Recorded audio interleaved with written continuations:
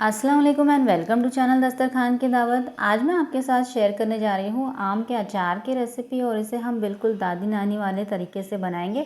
और मैं आपके साथ वो सारी टिप्स एंड ट्रिक्स शेयर करूँगी जिससे कि आपका अचार सालों साल तक भी बिल्कुल ख़राब नहीं होगा। ये अचार बहुत ही कम मसालों के साथ तैयार होता है और बहुत ही झटपट से बन जाता है, लेकिन इसकी खुशबू और टेस्ट बहुत ही लाजवाब होता है। तो इस मज़ेदार से अचार की रेसिपी जानने के लिए आप इस वीडियो को एंड तक ज़रूर देखिए। आम का या कैरी का अचार बनाने के लिए मैंने यहाँ पर 1.25 किलो अचार वाले आम लिए हैं और इसके अंदर जो बीज होती है उसे मैंने निकाल दिया है। जो अचार वाली कैरी होती है वो खट्टी होनी चाहिए। आप इसे कटवाते वक्त टेस्ट करके देख सकते हैं। तो अब इसके अंदर हम काफ़ी सारा पानी ऐड कर देंगे। तो यहाँ पर मैंने 2 लीटर के करीब पानी ऐड कर दिया है और कैरियों को हमें अच्छी तरह से धोना है जिससे कि इसके ऊपर मिट्टी वगैरह जो लगी होती है वो निकल जाए। अच्छी तरह से हमें इसे मसल कर धोना है। और यहाँ पर हमने टैप वाटर का पानी लिया है, नॉर्मल टेम्परेचर का पानी, कोई गर्म पानी लेने की ज़रूरत नहीं है आपको। अब कैरियों को धोकर इस परात में रख लेंगे। इस तरह से आपको इसका पानी बदल बदल कर 2 से 3 बार धो लेना है। तो हमने कैरियों को अच्छी तरह से 2-3 बार पानी बदल बदल कर धो लिया है और ये बहुत ही अच्छी तरह से साफ़ हो गया है। तो अब हम कैरियों में इस तरह के चम्मच से 1 चम्मच नमक डाल देंगे। ये करीबन 3 से 4 टेबलस्पून नमक है। और साथ ही में इसमें 1 टेबलस्पून हल्दी पाउडर डाल देंगे और हल्दी नमक को अच्छी तरह से एक चम्मच की मदद से मिला लेंगे। तो यहाँ पर हमने बहुत अच्छी तरह से कैरियों के ऊपर हल्दी नमक लगा लिया है। और ये जो हल्दी नमक लगाने का प्रोसेस है वो मैं रात के वक्त कर रही हूँ। और अब हम इन कैरियों को कपड़े से ढककर इसे ओवरनाइट के लिए छोड़ देंगे जिससे कि जो कैरियों का पानी है वो सारा निकल जाएगा। इससे होगा ये कि आपका जो अचार है वो ख़राब नहीं होगा। तो ये प्रोसेस करना बहुत ज़रूरी है, इसे आप ज़रूर करें। तो अब ये नेक्स्ट डे सुबह के वक्त हम कैरियों को चेक कर लेते हैं। तो जैसा कि आप देख सकते हैं कैरियों में से बहुत सारा पानी जो है वो निकल चुका है। तो इस पानी में से हमें कैरियों को निकाल लेना है। तो यहाँ पर मैं एक झारे की मदद से कैरियों को इसमें से निकाल रही हूँ जिससे कि बहुत अच्छी तरह से इसमें से पानी जो है वो निकल जाएगा। और कैरियों को मैं इस तरह से एक ट्रे के ऊपर कपड़ा डाल के उसके ऊपर निकाल रही हूँ जिससे कि जो कैरियों का मॉइस्चर है वो कपड़े में एब्जॉर्ब हो जाए। और आप देख सकते हैं कैरियों में से काफ़ी सारा पानी निकला है, तो इसे हम फेंक देंगे। कैरियों को छान कर निकालने के बाद हमें इसे इस तरह से किसी प्लेट या परात के ऊपर इसे इस तरह से दूर दूर रख लेना है और कैरियों को सीधा करके रखना है। और इस तरह से ये जितनी प्लेट या परात में आता है उतने में हम इसे रख लेंगे। तो इस तरह से हमने इसे फैला के रखा है और ये 4 प्लेट, परात और ट्रे में आ गया है। तो चलिए अब इसे धूप में रख लेते हैं। तो कैरियों को हमने यहाँ पर धूप में रख दिया है और इसे हम 3 से 4 घंटे के लिए धूप में सूखने देंगे। और अगर आपके घर में धूप नहीं आती है तो आप इसे फ़ैन के नीचे भी सुखा सकते हैं, बस इसके अंदर का पानी सूख जाना चाहिए। तो कैरियों को धूप में रखे हुए 3 से 4 घंटे हो गए थे और अब मैंने इसे धूप में से निकाल लिया है। तो आप देख सकते हैं कैरियों के अंदर का जो पानी है वो सारा सूख गया है और कैरियाँ जो हैं थोड़ी श्रिंक भी हो गई है। तो सारी जो सूखी हुई कैरियाँ हैं उसे हमें एक कढ़ाई या बड़े बर्तन में डाल देना है। मेरे पास इस तरह की कढ़ाई ही बड़ा बर्तन है तो मैं कढ़ाई का इस्तेमाल कर रही हूँ। और यहाँ पर मैंने एनोडाइज़ की कढ़ाई का इस्तेमाल किया है। आप इसकी जगह पे स्टील या प्लास्टिक के बर्तन में भी अचार को तैयार कर सकते हैं, लेकिन आपको एल्युमिनियम या लोहे के बर्तन का इस्तेमाल नहीं करना है। अब इन कैरियों को कुछ देर के लिए हम साइड में रख देते हैं और अचार में लगने वाला हम मसाला तैयार कर लेते हैं। अचार का मसाला बनाने के लिए मैंने यहाँ पर 1/4 किलो लहसुन लिया है और सारे लहसुन को मैंने यहाँ पर छील लिया है। इसमें से कुछ हम अचार में डालेंगे और बाकी का हम मसाला तैयार करेंगे। यहाँ पर मैंने 100 ग्राम सरसों की या राई की दाल ले ली है, 1 टेबलस्पून कलौंजी ले लिया है और यहाँ पर 2 टेबलस्पून मैंने मेथी दाना लिया है। यहाँ पर मैंने 3/4 कटोरी सूखी लाल मिर्च लिया है। ये तीखी वाली लाल मिर्च है, आप किसी भी टाइप की तीखी वाली लाल मिर्च का इस्तेमाल कर सकते हैं। अब मसालों में से जो कलौंजी है उसे हम डायरेक्टली ही कैरियों में डाल देंगे। अब इस 1/4 किलो लहसुन में से थोड़ा सा लहसुन यानी कि 50 ग्राम के करीब लहसुन हम डायरेक्टली ही कैरियों में डाल देंगे। लहसुन डालने से अचार बहुत ही खूबसूरत लगता है और जैसे जैसे आप अचार को धूप में रखेंगे कैरियों के साथ ये जो लहसुन है वो भी अच्छी तरह से खट्टा हो जाएगा। और बाकी के लहसुन का हम मसाला तैयार करेंगे। तो अब इसे कुछ देर के लिए साइड में रख देते हैं और चलिए मसालों को भून लेते हैं। तो यहाँ पर हमने एक दूसरी कढ़ाई को मीडियम फ्लेम पे गैस पे चढ़ा दिया है। अब इसके अंदर सबसे पहले हम ये जो मेथी दाना है वो डाल देंगे। अब मेथी दाना को मीडियम फ्लेम पे लगातार चलाते हुए इसका कलर चेंज होने तक इसे भून लेंगे। तो कुछ देर बाद मेथी दाना अच्छी तरह से भुन चुका है और इसका कलर जो है वो ब्राउन हो चुका है। तो अब इसे हम कढ़ाई में से निकाल लेंगे और अब उसी सेम कढ़ाई में हम ये लाल मिर्च को भून लेंगे और इसके ऊपर ब्राउन स्पॉट्स आने तक हम इसे मीडियम फ्लेम पे भूनेंगे।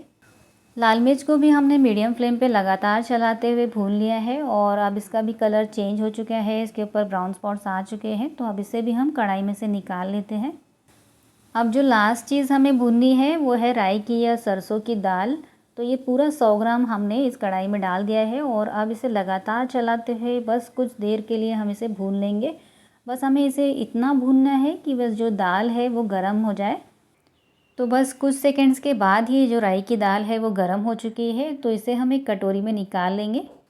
अब उसे सेम कढ़ाई को हमने धोकर अच्छी तरह से सुखा लिया है और इसके अंदर आधा लीटर राई का तेल डाल के हमें अच्छी तरह से इसे धुआं निकलने तक गर्म कर लेना है।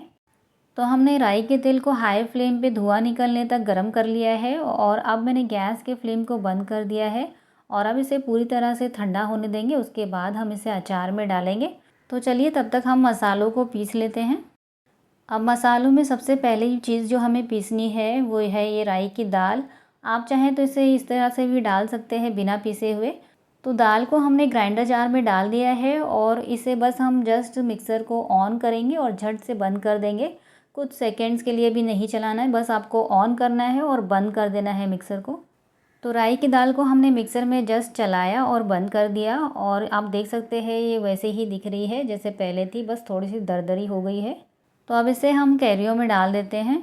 अब उसे सेम ग्राइंडर जार के अंदर हम भुनी हुई लाल मिर्च डाल देंगे और इसी के साथ में हम भुनी हुई मेथी भी डाल देंगे और इसे अच्छी तरह से बारीक पाउडर होने तक पीस लेंगे। तो यहाँ पर हमने लाल मिर्च को और मेथी दाना को अच्छी तरह से पाउडर होने तक पीस लिया है और अब इसे भी हम इन कैरियों में डाल देंगे। अब जो लास्ट चीज़ हमें पीसनी है वो है ये सारे बचे हुए लहसुन।